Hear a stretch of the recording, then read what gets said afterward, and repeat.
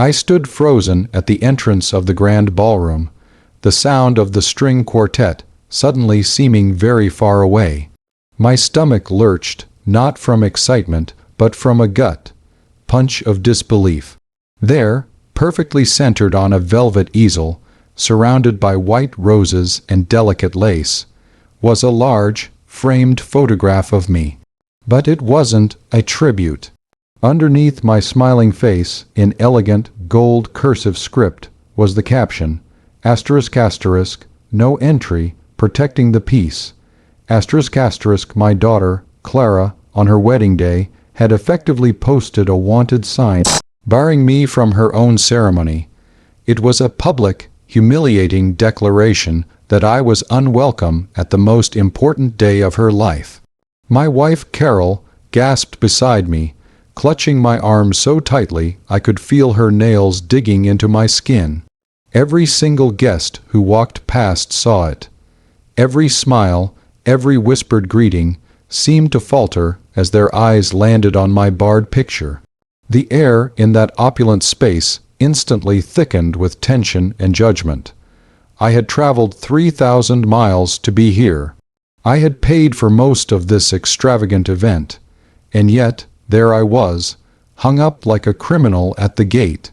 Tell me honestly, if you were standing there, with a room full of people watching you be publicly disgraced by your own child on her wedding day, what would you have done? Would you have swallowed your pride and walked away, or would you have chosen that moment to prove exactly who held the power?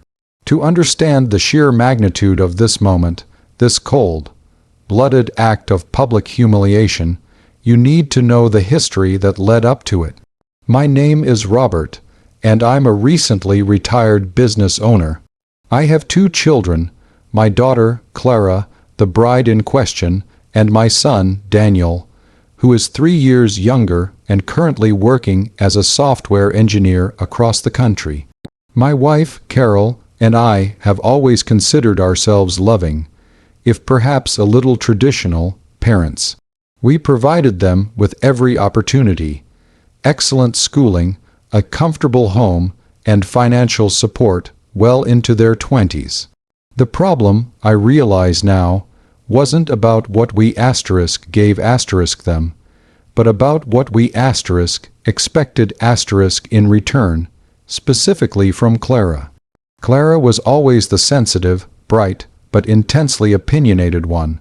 From a young age, she clashed with me, not over silly teenage rules, but over fundamental differences in worldview. I came from a self-made background. I value hard work, financial prudence, and stability. Clara, however, always championed causes I considered idealistic and, frankly, financially irresponsible. She pursued a degree in nonprofit management and social justice, spending years volunteering abroad, choosing a life path that offered passion, but very little in the way of tangible financial security. This, to me, was a constant source of friction. Our disagreements weren't loud, yelling matches. They were deep, quiet disappointments that soured our every interaction. I would push her towards higher, paying careers. She would criticize my perceived materialism and lack of social awareness. It was a vicious cycle of judgment. I wanted her to be safe. She saw my safety net as a cage. My son, Daniel, always navigated these waters with far more ease, choosing a lucrative career in tech that pleased me immensely, thus rarely incurring my direct criticism.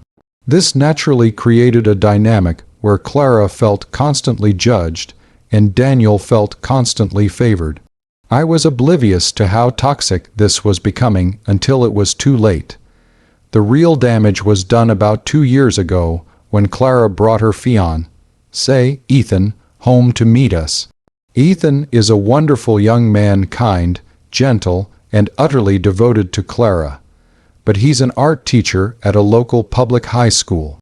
He makes a modest living, loves his job, and has zero interest in the corporate world.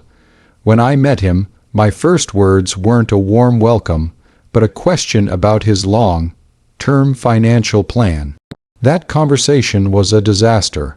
I lectured Ethan for 30 minutes about the importance of investments, passive income, and securing a future for my daughter. I even suggested, quite bluntly, that he look for a higher paying job, perhaps in a private school, to better provide for Clara. Clara erupted, not in tears, but in a cold, controlled fury I had never seen before. She accused me of being a heartless capitalist, of reducing her future husband to a bank statement, and of caring more about my money than her happiness. I argued that I was simply trying to protect her, but my words fell on deaf ears. She stormed out, taking Ethan with her, and from that day on, our relationship became a battlefield of text messages and brief, strained phone calls. The wedding planning was a nightmare. Clara insisted on paying for everything herself, seeing my money as tainted. But her budget was tiny. Eventually, Carol intervened, convincing Clara that accepting a financial gift was not the same as accepting my interference. I ended up paying for the venue, the catering, and the open bar, a total sum well over $50,000. But the money came with a condition. I would have *0* input on the guest list, the decor, or the ceremony details. I agreed, desperate to salvage the chance to see my daughter walk down the aisle. The past 6 months had been spent walking on eggshells. I had tried to apologize, to bridge the gap, but Clara remained distant, polite, yet unforgiving. She barely looked me in the eye when we spoke. I truly believed, though, that on her wedding day, the immense happiness, the gravity of the occasion, would soften her heart, and we might finally have a fresh start. I was wrong, terribly wrong. Carol and I arrived at the Grand Hotel ballroom 30 minutes before the ceremony, meticulously dressed and desperately hopeful. We were greeted by Daniel and his partner, who gave us an uneasy, tight-lipped hug, saying only that the atmosphere was weird. And then we saw it, the easel, the roses, the lace, and my smiling, oblivious face with the caption, **, no entry, protecting the peace, **, it wasn't just a sign. It was a weapon, a meticulously planned, exquisitely framed piece of performance art designed to humiliate me in front of every person we knew. Her bridesmaids and ushers stood nearby, carefully avoiding our eyes, confirming that this was not a prank, but a deliberate instruction. The photographer was even snapping pictures of the sign. The room, moments earlier buzzing with joyful anticipation, now felt suffocating. I felt hundreds of eyes on me, shifting their focus from the sign back to my face, reading my expression for confirmation of the caption's truth. Was I the monster they had been warned about, the peace protector they needed to guard against? Carol's face was pale with shock, and she finally whispered, "Robert, we have to leave. Please, we can't do this. Leave. And let Clara win. Let her make me the permanent villain in her story and the laughingstock of this entire event." I looked at the $50,000 I had poured into this wedding, at the countless hours I had spent worrying, trying to make amends, and at the years of strained relationship that had culminated in this final, vicious act. No, I wouldn't leave, but I couldn't stay under these terms either. I had to react, but my reaction couldn't be a tantrum. It had to be cold, calculated, and professional. The kind of move only a seasoned businessman could execute. The damage was already done to my reputation, but I could, and would, inflict far greater damage to her production. I took a deep breath, straightened my tie, and nodded to Carol, who was already weeping silently. "No, Carol," I said, my voice low and steady, "we are not leaving, but we are also not staying." I walked calmly past the forbidden photo, down a short hallway, and found the hotel's front desk manager. I didn't raise my voice. I didn't make a scene. I simply spoke with the practiced authority of a man who writes large checks. I need to speak to the head of catering and the event manager immediately.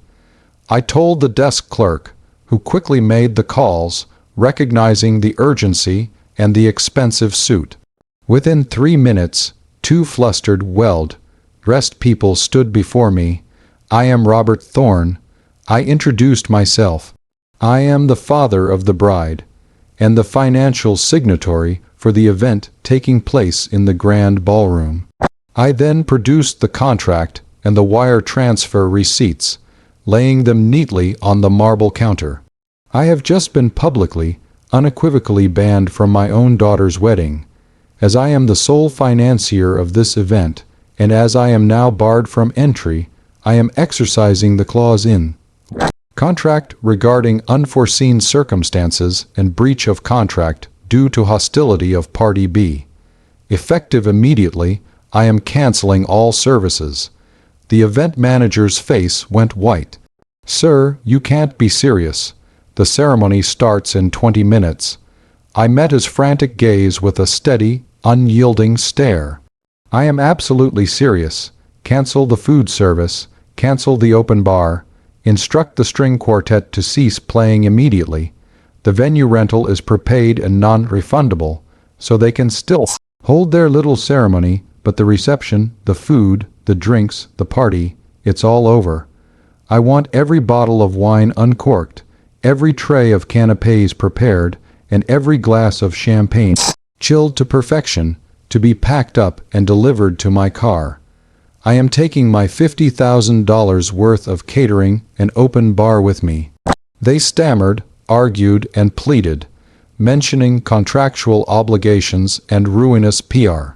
I simply pointed to the fine print I had highlighted years ago, the clause that protected me, the payer, in case of extreme and public hostility from the client. If a court of law reviews a photo of me hung at the entrance with the caption "No Entry," do you think they will hold me liable for the cost of the food I was not allowed to eat? Begin the process, or I will not only sue for the money, but for emotional distress and punitive damages against your hotel for facilitating the public humiliation of a paying client. The choice is yours. So that's the situation I was in, and I had to make a choice. I stood there, watching the clock tick down to the ceremony start time, knowing the decision I had made would ruin my daughter's day and likely sever our relationship forever. But the alternative was letting her walk all over me, publicly and permanently. Before I tell you the immediate chaos that unfolded, I want you to pause and comment below what you would have done in my shoes. Would you have sucked it up and stayed? Or would you have pulled the financial plug, ruining her perfect day the way she ruined your pride? The effect of my executive decision was immediate and catastrophic for the wedding. I had instructed the hotel staff to start the quiet cancellation immediately, beginning with the most visible elements. The string quartet was the first to stop. Mid-way through a gentle prelude, the music abruptly cut out. Silence. Then, the event manager, looking physically ill, approached the entrance of the grand ballroom. He didn't enter. He simply stood at the door and announced in a loud, shaky voice, "Ladies and gentlemen, due to unforeseen circumstances and a contractual issue, the reception portion of this evening's event, including all catering and the open bar, has been regretfully canceled. The ceremony may proceed, but there will be no celebration following." The room erupted. Confusion, angry murmurs, and bewildered whispers instantly replaced the hushed reverence. The mother of the groom hurried over to the manager, demanding an explanation, but he simply pointed vaguely towards the front desk. I watched from the safety of the corridor as the door to the bridal suite burst open. Clara, radiant in her elaborate white gown, her face a picture of flawless bridal beauty, stood there. But the beauty quickly morphed into raw, unfiltered rage, as someone rushed to tell her what had happened. She saw me standing at the end of the hall, near the front desk. The expression on her face was one of absolute, murderous fury. She started sprinting towards me, her veil trailing behind her like a comet. "Dad, what have you done?" she shrieked, her voice echoing off the high ceilings. "I cancelled the party, Clara," I stated calmly, gesturing back towards the picture on the easel. "The party that I paid for, to which I was explicitly, publicly barred from attending, since the terms of the contract were breached by Party B, you, by creating a hostile environment that prevented Party A me from accessing the services rendered. I simply collected the goods I paid for. The reception is now being delivered to my car. Congratulations on your marriage, but you won't be needing the $75 a head surf and turf or the $300 a bottle champagne." Her rage turned into tears of frustration. "You are despicable. You are the worst person I have ever known. This was my day," she screamed, "and this," I said, pointing directly at the no entry sign, "was my public execution. You wanted to make a statement, Clara. Well, I made a counter-statement. You taught me a valuable lesson today about character and betrayal. You wanted to protect your peace. Now you have quiet, very quiet. No music, no food, no bar. Just silence." Ethan, her fiancé, rushed up, trying to play peacemaker, but the situation was beyond repair. He looked at the sign, then at me, then back at Clara, realizing the depth of the war he had stumbled into. My son, Daniel, was the one who reacted most emotionally. He walked over, his eyes wide and full of pain. "Dad, how could you? This is cruel. You just ruined her wedding." I looked at Daniel, my voice softening slightly, but the resolve in my eyes did not waver. "She ruined the father-daughter relationship, Daniel. I merely addressed the financial transaction. Do you think this humiliation was any less cruel? She made a choice to hurt me publicly. I made a business decision." Carol, my wife, had watched the entire exchange with a mixture of horror and grim understanding. She finally walked up to me, took my hand and gave it a squeeze. "Let's go, Robert," she whispered, "before I start crying again." We walked out. As we left, I could see the caterers, directed by the frantic event manager, beginning to wheel trays of untouched food and boxes of expensive liquor out of the ballroom. It was a surreal procession of wasted luxury, all heading to my car. I instructed the valet to store the perishables in the hotel's chilled storage until I could arrange for a food bank to collect it the next morning. I didn't want the food, I only wanted the principle. As the double doors of the hotel swung shut behind us, I heard the faint, high-pitched sound of the wedding march finally beginning. The ceremony was going on, but the party, the joy, the grand celebration, it had been systematically dismantled. The aftermath was exactly what you would expect. The wedding photos, the ones that didn't feature my no-entry sign, went viral on social media, but they were quickly overshadowed by the story of the cancelled reception. The narrative instantly became polarized. Clara and her friends painted me as the tyrannical, emotionally abusive father who used his wealth to punish his daughter for being an independent spirit. They had plenty of sympathetic ears, especially among the younger guests. I, however, had the hotel contract and the undeniable evidence of the framed sign. My friends, family, and business associates, the ones who had seen the public display of hostility firsthand, were firmly on my side. They were appalled by Clara's calculated cruelty. My daughter, Sarah, who had quietly witnessed everything, immediately sided with me, recognizing the depth of the psychological manipulation at play. She was heartbroken for me and furious at her sister. The relationship with Clara, as predicted, was severed completely. She and Ethan flew off on a honeymoon that I realized, with a grim irony, I had also partially paid for with a check I gave her months ago that she didn't refuse. I never heard from her directly again, except through a lawyer's letter demanding reimbursement for the emotional damage caused by the cancellation, a claim I immediately dismissed using the evidence of the framed sign. The legal fees were nothing compared to the satisfaction of watching my lawyer use the photograph of me as the key piece of evidence against her claim. The lawyer, by the way, was absolutely delighted by the legal loophole and the sheer drama of the situation. He called it the most satisfying contract dispute of his career. I realized I hadn't just saved $50,000.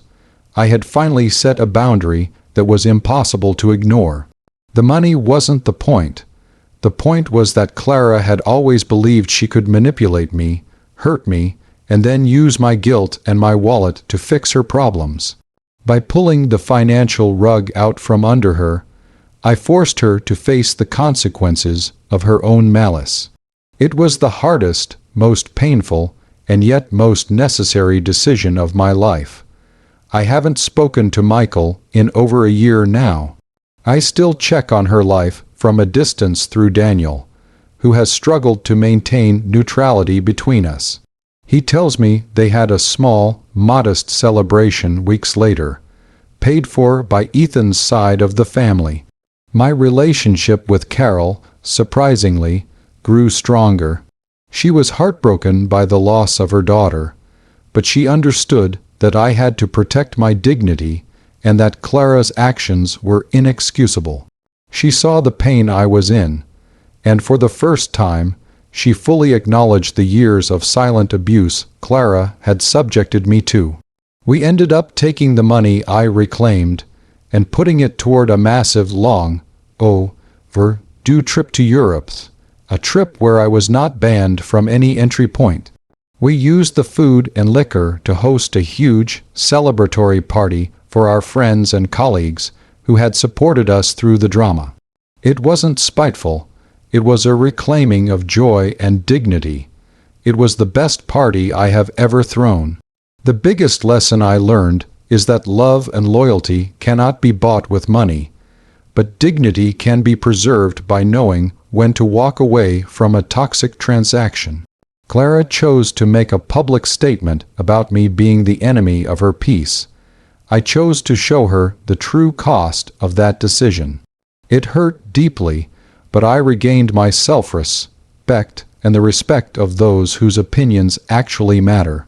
I am a father who loves his daughter, but I am not a perpetual victim or an open wallet for her manipulation. So, that's the whole ugly story of the wedding that wasn't. A tale of public shame, financial retribution, and the painful severance of a toxic familial tie. I hope my experience serves as a clear warning about setting boundaries, even with the people you love most. Like this video if you were on my side, if you think my decision was the only way to salvage my dignity.